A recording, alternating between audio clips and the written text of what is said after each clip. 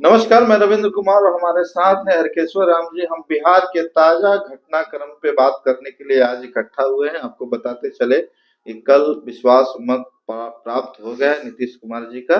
आगे की क्या रणनीति होगी सरकार का, इस पर हम बातचीत करते हैं। साथ ही साथ चुनाव के बारे में बात करेंगे। 2024 का जो लोकसभा चुनाव आ रहा, उसके बारे में बात करेंगे कि आखिर इस जो नई गठबंधन जो हुआ उससे क्या क्या फायदा होगा। तो सबसे पहले सवाल सर, जिस तरह से कल अ, हुआ, जिस तरह से विश्वास मत प्राप्त हुआ, जिस तरह से अदला बदली का जो खेल चला और काफी लोग कह रहे थे कि खेला बाकी है, इस समय राजनीति को किस रूप में देखते हैं, कैसी परिपाटी हो गई है? देखिए, ऐसे तो स्पष्ट था कि BJP plus JDU plus Manjhi ji की पार्टी, इसका बहुमत है। ठीक है, 128 का आंकड़ा इन लोगों के पास था, तो इतना बवाल मचने का जरूरत नहीं था। ठीक है, क्योंकि सबको मालूम था कि आपको है मेजोरिटी है, आप साबित कर दीजिएगा, न इधर से न उधर से।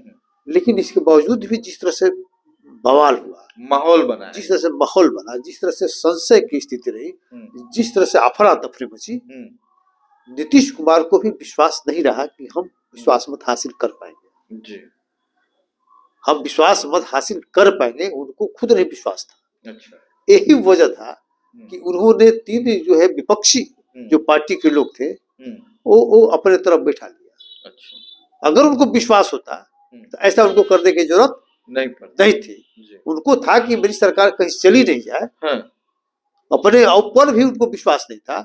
इसलिए आनंद मोहन के लड़के चेतन आनंद, उसके बाद ये अनंत सिंह की पत्नी नीलम और प्रहलाद यादव, तो तीनों को टारगेट किया। तीनों को टारगेट करके, क्योंकि आपराधिक भूमि पृष्ठभूमि इन लोगों की रही है और चूंकि सरकार में वो है, तो इसलिए आपराधिक पृष्ठभूमि का दिखाते हुए कि भाई देखो तुम फसल है तो हमारे कमांड में रहेगा, अगर नहीं रहेगा तो तुमको दिक्कत हो जाएगा, तो मेरे साथ तुम लोग चलना। मतलब उसी को भय दिखा के कि हम शासन प्रशासन का सहयोग करेंगे और नहीं करेंगे तो तुम कहीं का नहीं रहेगा, इसीलिए मेरे साथ चलाओ। तो इस स्तर तक मुख्यमंत्री को जाना पड़ा और तीन लोगों ने जाके उसका मतलब उसकी तरफ बैठ गया। ठीक है, और उससे बड़ी बात ये है कि जो पार्टी का जो जदयू और बीजेपी जो अनुशासित पार्टी है, उसके 4 विधायक मान लेके नहीं आए और 2 मान लीजिए कि विधायक जदयू को नहीं आए। ये बहुत बड़ी बात है। मतलब लोगों का विश्वास, भले पार्टियां तो तय कर दी कि भाई ये सरकार अदला बदली कर लेना है, सरकार बन जाना है, बीजेपी जैसी पार्टी अनुशासित पार्टी में भी 4 विधायक मान लीजिए कि समय पर नहीं पहुंचे और जदयू का 2 विधायक मान लेके नहीं पहुंचा। ठीक है, कहने का मतलब है कि ये अविश्वास का जो माहौल था, इस अविश्वास के माहौल में इसी तरह से नीतीश कुमार ने विश्वास मत हासिल कर लिया, तो इसका मतलब हुआ कि आप सही मायने में विश्वास मत हासिल नहीं किए, आप तिकड़म के द्वारा विश्वास मत हासिल किए, तो इसका भविष्य बहुत ज्यादा उज्जवल नहीं हो सकता है। नहीं, भविष्य ज्यादा उज्जवल नहीं होगा जी, क्योंकि हमेशा शंका बना रहेगा ना। हाँ, और देखिए कुछ लोग कहते हैं कि अब ये जिस तरह से सरकार है, आगे चलना बड़ा मुश्किल है, आगे क्या होगा कुछ कहा नहीं जा सकता। आपको क्या अनुमान लगता है सर? अब देखिए, अब अभी तो कुछ नहीं, अभी बनेगा ये आपका, अब जो नहीं आया बताते हैं, जो 6 लोग गैरहाजिर हो गए, अनुपस्थित हो गए, बाद में फिर लोग आया, तो ये 6 लोग तो हमेशा शंका से ग्रसित रहेगा कि हमको टिकट मिलेगा कि नहीं मिलेगा भविष्य में।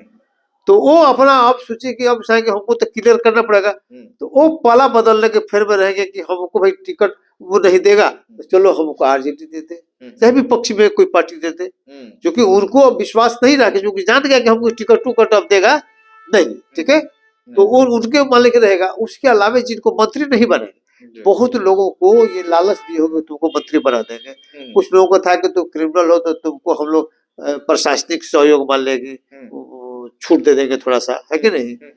तो और क्या बहुत मजबूत पोजीशन में नीतीश कुमार जी नहीं रहेंगे और इसका समझिए कि बहुत मजबूती से सरकार नहीं चला पाएंगे। हाँ, ये मान लीजिए तय है। ये चुनाव जो 2024 हो रहा है, हाँ, इस पे हम चर्चा करें कि सर इसमें जदयू को कितना फायदा होगा, इस गठबंधन से, इस सरकार से, या आरजेडी को क्या नुकसान होगा?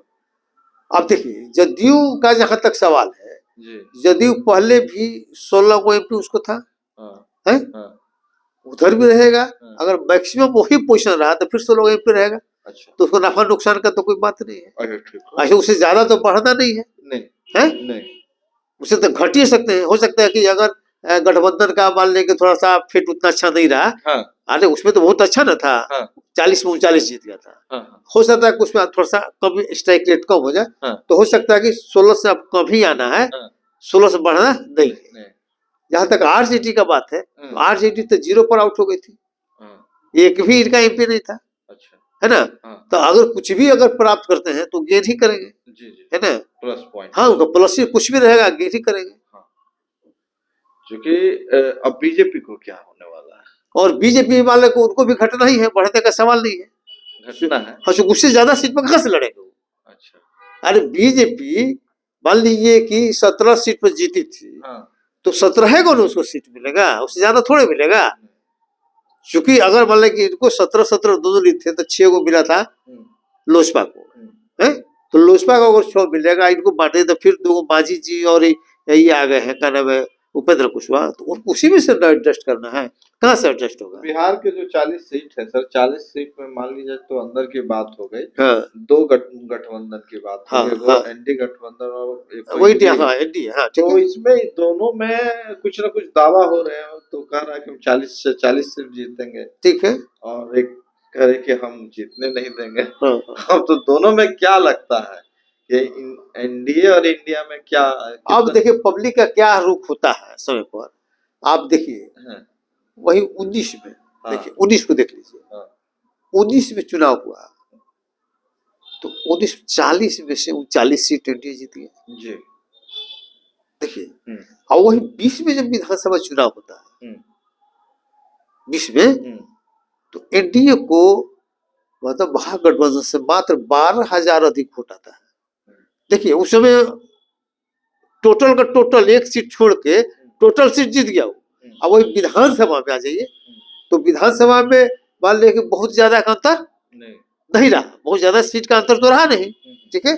और मान लिया वोट का भी बहुत ज्यादा अंतर नहीं रहा, तो ये कहना मुश्किल है कि क्या होगा। अगर मान लीजिए कि जिस तरह से चल रहा है, अगर मान लिया कि एक ही नियम से देखिएगा, एक ही नियम से देखिएगा, तो ये BJP plus Nitish plus Lojpa दोनों को प्लस मांझी प्लस उपेंद्र कुशवाहा, ये 2 वो तो उन्हें प्लस हो गए, 2 उपेंद्र कुशवाहा और मांझी जी दोनों तो उधर प्लस हो गए, पहले इधर थे। 19 के चुनाव में तो महागठबंधन के साथ थे। तो अगर मान लीजिए कि 1% वोट लेकर 2% लेकर वोट लेकर चल जाएंगे, मान लीजिए 1% तो 2% का वोट पड़ेगा, तो 2% वोट इनका घटेगा, 2% उसका वोट बढ़ेगा, तो क्लीन स्वीप और उसको मिलेगा उस हिसाब से, एनडीए को तो क्लीन स्वीप मिलेगा। लेकिन वैसा होता नहीं है, और पॉलिटिकल माहौल मान लीजिए क्या रहता है अभी, चूंकि नीतीश कुमार की जो छवि है उसको बहुत धक्का लगा है, उनको मान लीजिए कि लोगों को विश्वास घटा है, उनकी विश्वसनीयता पर बहुत ज्यादा प्रश्न लगा है, और इसलिए मान लीजिए कि उसका इफेक्ट मान लीजिए कि हो सकता है। और बीजेपी के बारे में ही हो रहा है कि संविधान को बदलने जा रही है, संविधान को निस्ताबूत मान लीजिए कर देगी, इसीलिए लोगों में उहापोह की स्थिति है। अगर कहीं सामाजिक न्याय की ताकतें एनडीए के अगेंस्ट खड़ी हो गई तो एनडीए हार जाएगा, अदरवाइज जो सामान्य तौर पर वोट होगा तो एनडीए वाले के आगे निकलेगा। देखिए आमतौर पर चुनाव पे सर कई तरह के कार्डें खेली जाती है। हाँ, बेरोजगारी का हो गया, ओबीसी हो गया है, हाँ, अनुसूचित जाति का हो गया। बिहार में कौन कार्ड अभी सक्सेस करेगा? देखिए जब नीतीश कुमार इधर रहते तो निश्चित रूप से सोशल जस्टिस का कार्ड चलता, और बीजेपी बुरी तरह से हारती और इन लोगों का जीत होता। लेकिन सामाजिक न्याय का बात करने वाला आदमी खुद सामाजिक अन्याय के पार्टी में चला गया, तो अब उस तरह से जो समाज का जो बंटवारा सोशल जस्टिस के आधार पर और सांप्रदायिक ताकतों के आधार पर वर्गीकरण जो है ना, नहीं हो पाएगा। नतीजा हुआ कि सोशल जस्टिस के बहुत से लोग उससे चले जाएंगे, समझे ना। तो ले दे के बराबरी पर रह सकता है, लेकिन हमको लगता है कि अगर सोशल जस्टिस कोई लोग आगे नहीं बढ़ाए, ये मान लीजिए कि तेजस्वी और मान लीजिए कि एनडीए के लोग, तो निश्चित रूप से उभारी पड़ जाएगा। अगर सोशल जस्टिस का एजेंडा आगे बढ़ चढ़कर आ गया, अगर बढ़ चढ़ के अगर सिर चढ़कर बोलने लगा, तो समझिए कि ये लोग भारी पड़ जाएगा और उनकी स्थिति कमजोर हो जाएगी। पिछले चुनाव में देखा गया है कि सर की मोदी लहर का बड़ा प्रभाव पड़ा, लोग कहते हैं। हाँ। इस बार क्या होगा? देखिए, मोदी लहर फहर कुछ था नहीं, आपको बता रहा हूं। मोदी लहर नहीं था, सीधी सी बात है कि भाई वोट जो है एक ही के नियम से, जिसे 14 के बताते हैं। देखिए 14 का आइए, फिर 19 में आइए। 14 में क्या हुआ? 14 में बीजेपी अलग लड़ रही थी, बीजेपी के साथ लोजपा थी, ठीक है, लोजपा थी, और ये उपेंद्र कुशवाहा थे, नीतीश कुमार अलग लड़ रहे थे, राजद गठबंधन कांग्रेस का अलग था, ठीक है, 3 पार्टी था, ठीक है। लेकिन चूंकि कांग्रेस और राजद के साथ रामविलास पासवान उससे पहले हुआ करते थे, तो पासवान का वोट यहाँ 5% था। तो ये वोट जब बीजेपी से तालमेल हुआ तो 5% वोट शिफ्ट कर गया मोदी में 14 में। तो उधर जब शिफ्ट किया तो कितना का अंतर हो गया? 10% का। जो 5% वोट इधर मिलता था वो चला गया उधर, तो 10% का अंतर हो गया। अब वही 10% के अंतर के जीत से बीजेपी ने उस समय 31 सीट जीती थी, वही 10% का अंतर हो गया। आज जब बाद में फिर नीतीश कुमार उधर मिल गए तो और थोड़ा सा मान लेंगे 1-1 का अधिक बढ़ गया, तो 40 में 39 सीट जीत गए, 40 में 39 सीट जीत गए। तो ये मानने की स्थिति है कि नियम से इश्यूरों पर अगर जब तक कोई मुद्दा छा नहीं जाता है सोशल जस्टिस का, तब तक तो एज यूजुअल वोटिंग होगा, जाति के आधार पर होगा, सेटिंग के आधार पर होगा, परिचय के आधार पर होगा, तो उसमें मान लीजिए कभी बीजेपी भारी पड़ेगी। लास्ट सवाल सर, हाँ, क्या केंद्र में सरकार बदलेगी एक अनुमान के अनुसार? देखिए, अभी तक तो लग रहा था कि मान ले कि कुछ लड़ाई महागठबंधन दे पाएगा, इंडिया गठबंधन दे पाएगा, लेकिन बीच में ऐसा ना कुठाराघात नीतीश कुमार ने कर दिया, मोदी ने ऐसा कुठाराघात किया और नीतीश कुमार ने ऐसा घात किया अपने लोगों के साथ कि सबका स्थिति डामाडोल कर दिया। अब इंडिया गठबंधन कहीं अस्तित्व दिखलाई उखलाई पड़ता नहीं है। फिर भी लोग, क्योंकि गठबंधन अपनी जगह पर है, फिर भी लोगों के मन में ये है कि मोदी को हारना चाहिए। जो सोशल जस्टिस के लोग हैं वो चाहते हैं कि किसी तरह मोदी हारे, समझे ना, और मोदी को हारने के लिए प्रयासरत है।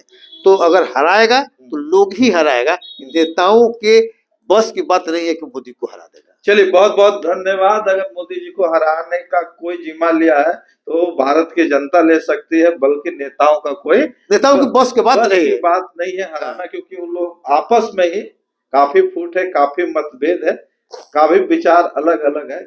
आप अगर इस वीडियो से, इस बातों से कितना इत्तेफाक रखते हैं कमेंट करके जरूर बताएं, और वीडियो अच्छा लगा तो ज्यादा से ज्यादा शेयर करें। जय भीम, जय भारत, जय संविधान।